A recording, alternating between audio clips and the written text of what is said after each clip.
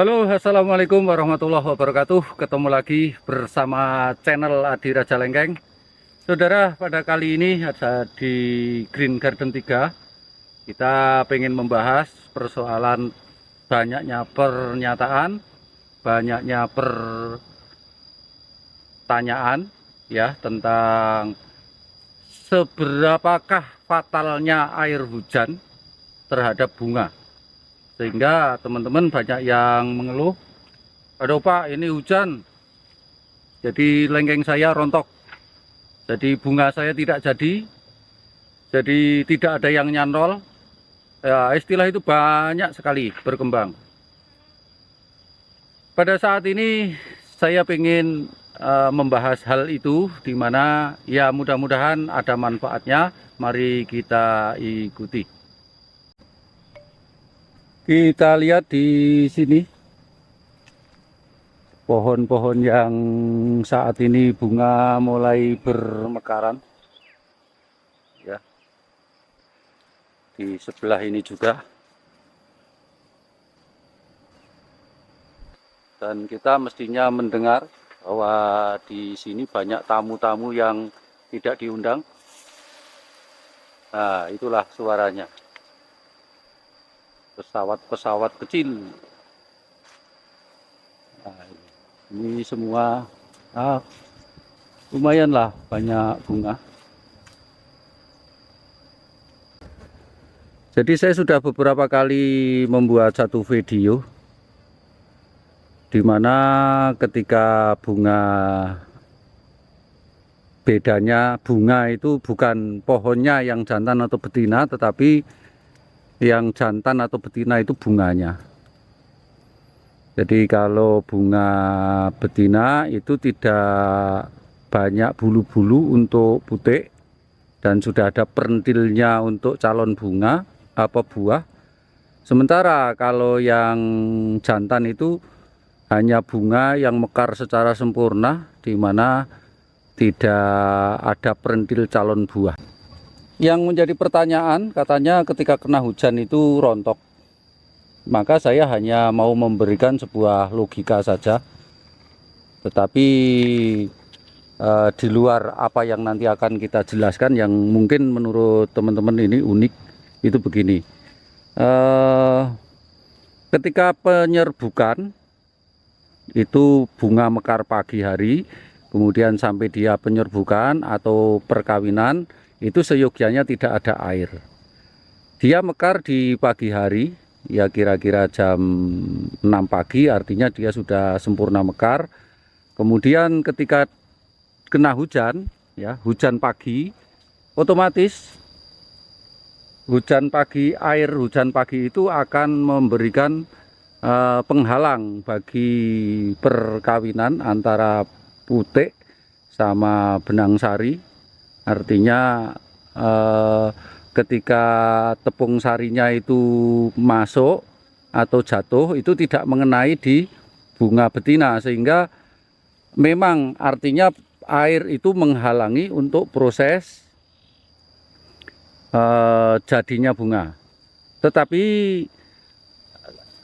bunga ini kan dari segini aja ribuan gitu ya, ribuan. Yang jantan juga banyak, yang betina juga banyak. Sehingga saya sering, kalau misalnya dibilang ngawur ya monggo. Tetapi intinya saya sering ngedapatin pendapat bahwa kalau saya bungakan pada musim penghujan pun saya tidak begitu masalah. Karena secara probability atau kemungkinan, memang ada yang mungkin terlepas tidak kena air juga ada, tetapi ternyata juga ada memang bunga yang sangat kuat, yang memang kena hujan berhari-hari saja, saat dia ada bunga, kemudian tiap harinya yang siap mekar-mekar itu nggak ngefek, artinya tetap jadi. Jadi kesimpulan saya, asal tanaman kita sehat, pembungaan itu tetap berlanjut, tetap berjalan. Ya memang ada yang terganggu air, tetapi banyak yang tidak itu. Sehingga banyak teman-teman yang takut, Pak, saya menghindari penghujan saja, saya mau buahkan di musim panas nanti kan gitu. Ya boleh, tidak ada masalah gitu. Tetapi saya hanya punya pendapat bahwa selama ini di musim penghujan saja enggak ngaruh gitu loh. Ya saya enggak tahu kalau lengkeng-lengkeng yang lain yang saya banyak sudah lama kami kembangkan kan lengkeng itoh ya. Tetapi New Crystal pun saya pikir begitu. Saya punya itu penghujan juga enggak masalah itu. Ya ada memang yang bisa sempat sampai rontok dan sepertinya tinggal beberapa itu. Itu kaitannya dengan memang kesehatan pohon itu tidak mendukung. Sehingga ketika kita pikirkan asumsinya adalah vitalitasnya bagus, ketahanannya bagus, sekalipun penghujan masih bisa. Tetapi kalau vitalitasnya, imunitasnya dia rendah, ya sama.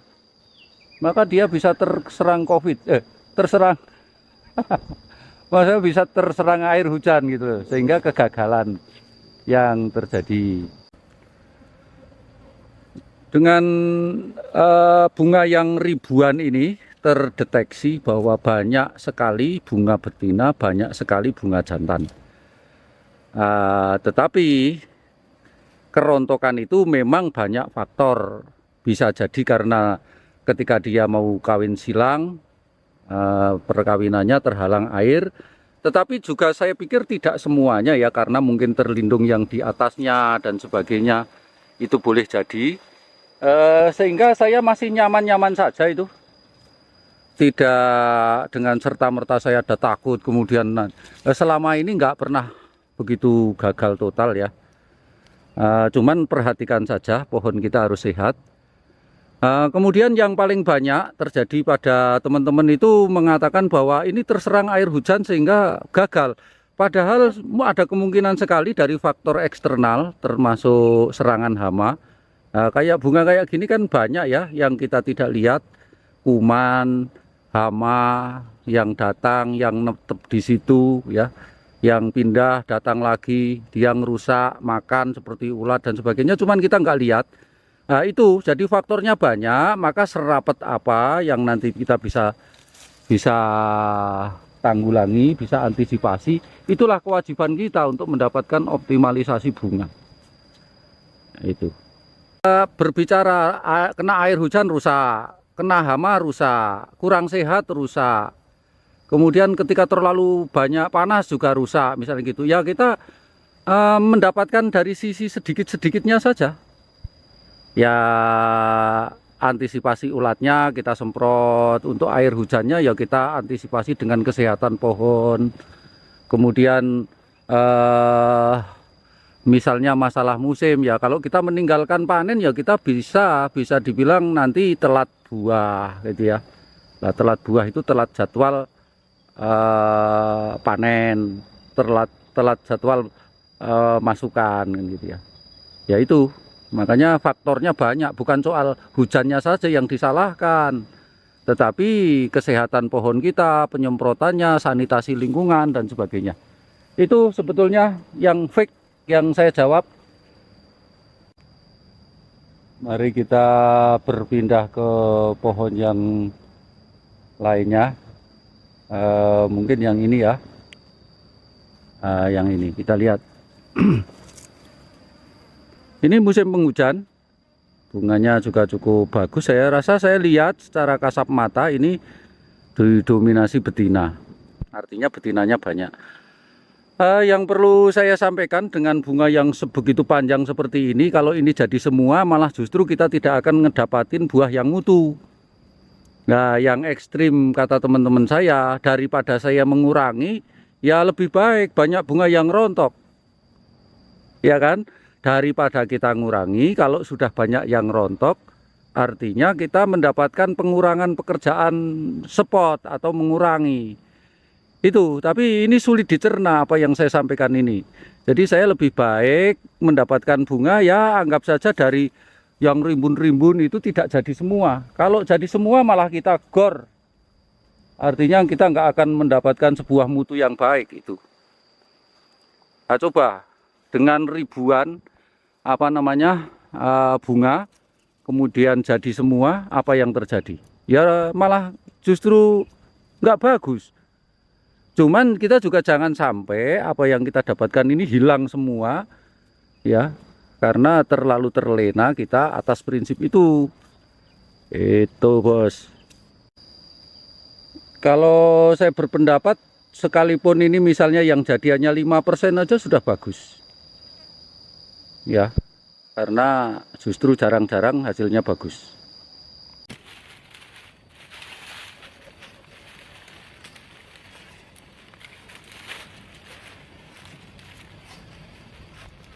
Lebih dekat lagi, merata besarnya.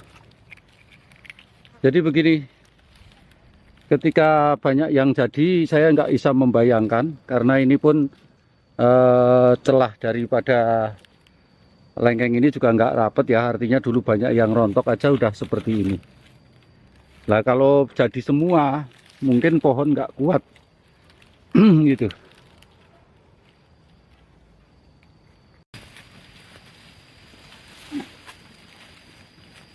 Kita buka lagi.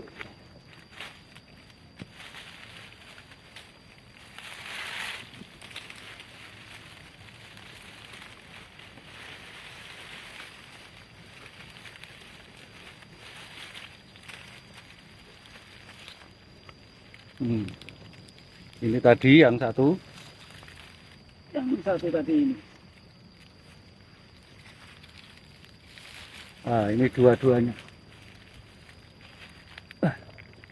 5 kilo aja ada ini 2 bungkus, mungkin lebih ya.